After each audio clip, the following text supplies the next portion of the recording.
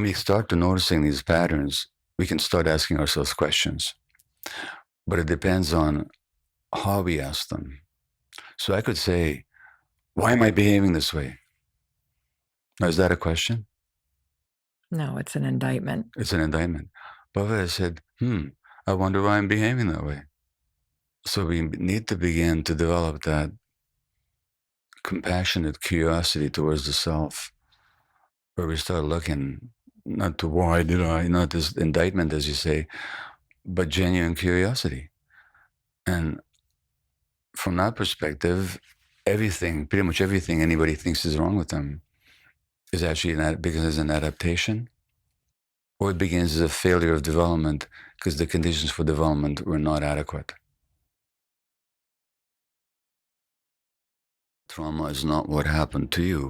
It's what happened inside of you as a result of what happened to you. Physical abuse, sexual abuse, emotional abuse of children, neglect, a parent being addicted, a parent dying, a parent being jailed, poverty or racism.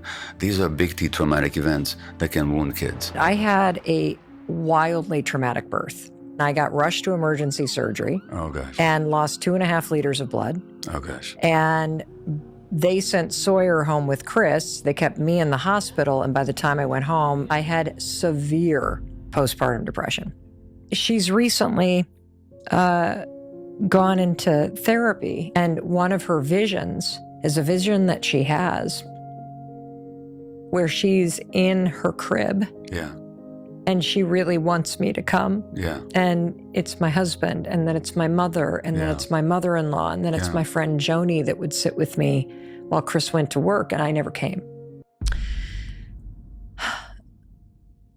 That's one of the impacts of trauma, is that shame-based view of the self. That people start blaming themselves, that somehow you invited it or deserved it or you didn't fight back hard enough. The healing needs to begin with some compassionate curiosity towards the self, not why, but why. It's a totally different conversation. It makes me sad that I didn't know this sooner. Yeah. But I feel very grateful for your work. Well, a lot of people are facing challenges. A lot of people are very hard on themselves. A lot of people think there's something wrong with them. My fundamental understanding and what I've learned is that underneath, there's nothing wrong with anybody, that everything you're dealing with came along for a reason. There were adaptations or there were responses to difficult situations.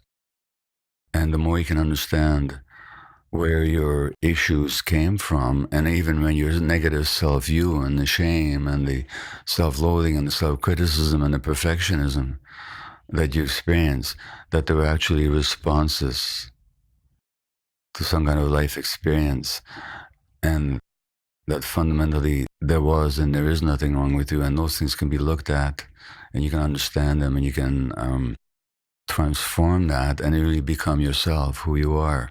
That's available to you. It's available to everybody. So nobody's damaged goods. I love that. No one is damaged goods. Yeah.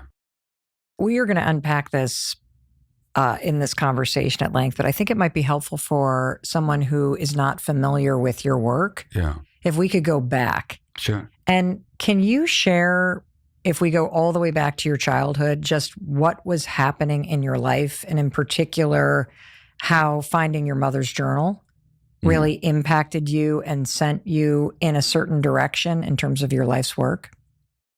Well, so I was born 80 years ago this year in Budapest, Hungary, January 1944, to Jewish parents whose lives were already impacted by the Second World War. My father was in forced labor with the Hungarian army. A Jewish man had to go into forced labor when I was born, so he wasn't there when I was born. In March, the German army occupied Hungary, and then the genocide, the Holocaust that had obliterated the Jewish population of Eastern Europe, but not yet that of Hungary, began in our country. And within 3 months, between March and June, they murdered 500,000 Jews, including my grandparents. And we came very close to being deported ourselves, my mother and I. So I spent the first year of my life under Nazi occupation, with the mother who was terrorized and grief-struck. Didn't know if my father was dead or alive for most of that year. And then when I was 11 months of age, to save my life, mother gave me to a complete stranger, a Christian woman in the street. And she conveyed me to some relatives living in relative safety and hiding. I didn't see her for 5 or 6 weeks. And all this is recorded in the journal that she kept. I didn't discover the journal. I always had her journal. But for many years, when I tried to read it, I'd get dizzy. It's almost like something in me knew that this is too painful for me to handle. So it wasn't until some years ago, when my mother was still alive, when I asked her to actually read the journal to me so I could really read what happened. And she wrote in the journal that I'm writing this because if my son grows up, I want him to know what happened. So that's in a nutshell. But those events left a deep imprint in my nervous system, in my body, and in my psyche. And those traumatic events created a lot of psychological wounds in me that took me some years to even recognize, let alone to heal. And it wasn't until I was into late adulthood or middle age that I really began to deal with it and to recognize the subsequent impacts that then I passed on to my kids without meaning to, but just for the lack of awareness. So that's it in a nutshell. Well, that's a big nutshell. Yeah. Wow. And I'm wondering if you could just talk to the person who's listening who is having that awakening for the first time, where they're really accepting that some of the behaviors and the negative self-talk and the anxiety, that this is a result of experiences that you had as a child where you were not given the things that you needed. Mel, there's a lot in what you said. Okay. First, it said you behave that way by default. There's a difference between default and fault. Okay, default, you didn't know you were doing it. You didn't know any better. You were just following patterns that were programmed into you. But it's not your fault. Okay, there's a huge difference. Important distinction. Number one. Number two, it's never the child's job to make the parents happy or to create peace in the family. And the child invariably fails, which instills a huge sense of guilt and inadequacy for not having fulfilled a task that never ought to be never should have been yours in the first place. It's a reversal of roles, because whose job it is to hold who emotionally, to create peace. And so when a child is forced into that position, again, as an adaptation to maintain a relationship with the parents, she's given an impossible task that she's bound to fail at and bound to feel shame over it, which means that any shame and guilt that you feel is completely undeserved. When we start to noticing these patterns, we can start asking ourselves questions. But it depends on how we ask them. So I could say, why am I behaving this way? Now, is that a question? No, it's an indictment. It's an indictment. But I said, I wonder why I'm behaving that way.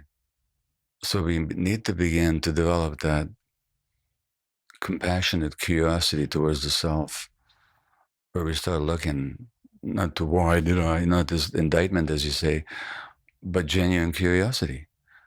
And from that perspective, pretty much everything anybody thinks is wrong with them is actually begins as an adaptation, or it begins as a failure of development because the conditions for development were not adequate.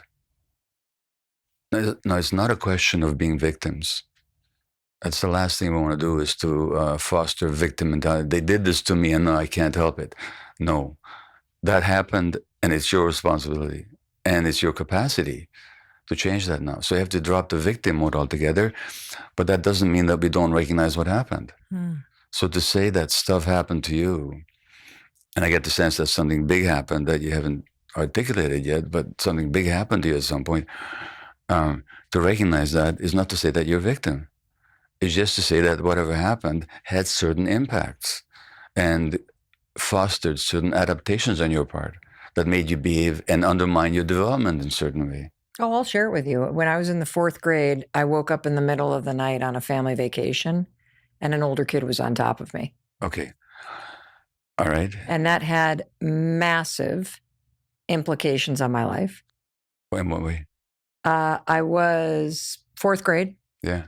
And I was sound asleep, so I was in a safe space. Mhm. Wake up to an older kid on top of me who was fondling me. Okay. And in the scheme of things that can happen, it was, here I go to dismissing it. You're looking at me, you're like, no. Don't go there. Okay. But it's almost like I'm shaming myself Yeah, you for are. having trauma about this. No, can I unpack this for you a little bit? Sure. Are you open to it? Oh, I'm so open to it. Yeah. Okay. Here's the question I'm going to ask you. Okay. How did you feel when this happened? I felt very confused Okay. and scared. Confused and scared. Good enough. Who did you speak to about it? No one. Okay.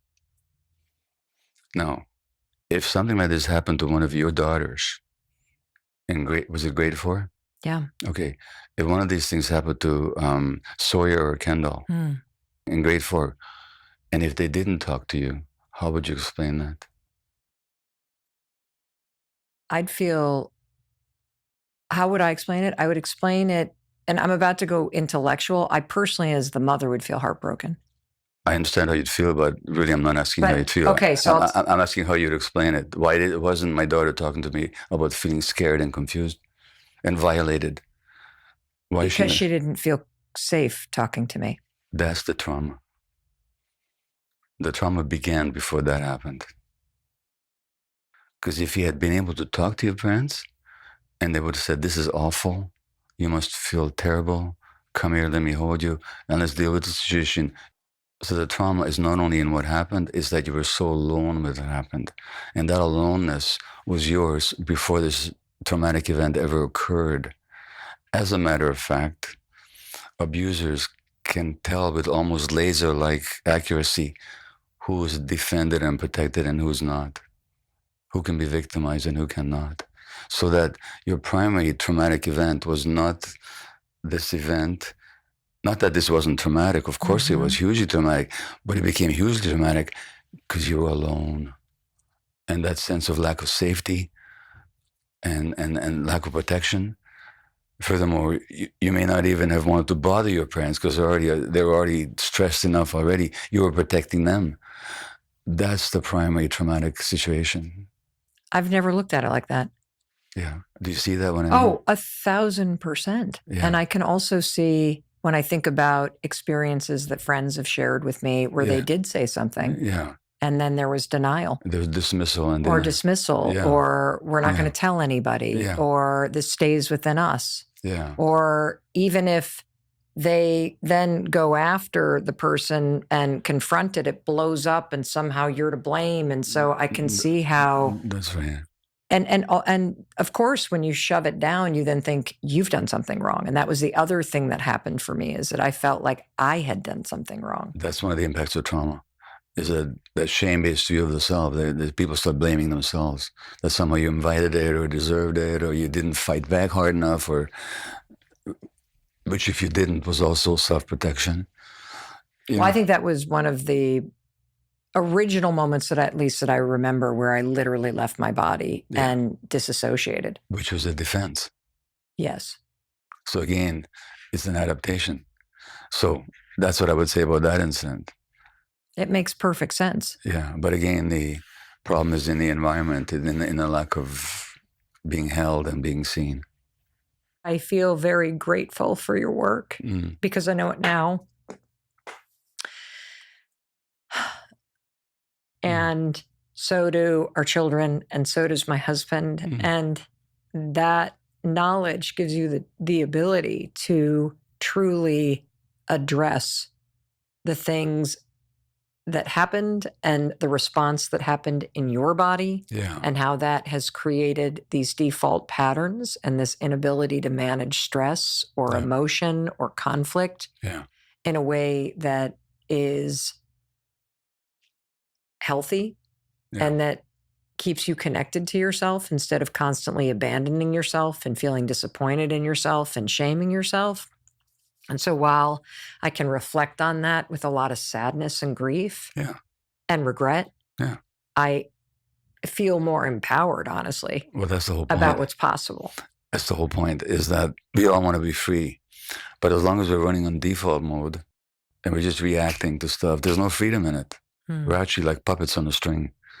And if you remember Pinocchio, when he becomes a real boy, he says, how silly, how foolish I was when I was a puppet. Well, we're all puppets in that sense. As long as these traumatic impacts are running our lives, we're puppets on a string, and those strings are unconscious. So it's the whole thing about becoming really free. And that real freedom depends on looking at how it was and getting in touch with our capacity to take responsibility now. So what really the work is for all of us is how to become free, so we can be in the present moment, connected to ourselves. The great trauma psychologist Peter Levine says, "We're no longer living under the tyranny of the past." And it's totally available. It's totally possible. It is totally possible. Yeah. And it's possible for you. It's possible for your children. It's possible for anybody that you know and love. It's possible for your parents if they accept the invitation to look at themselves. If they choose it, yeah. Yes.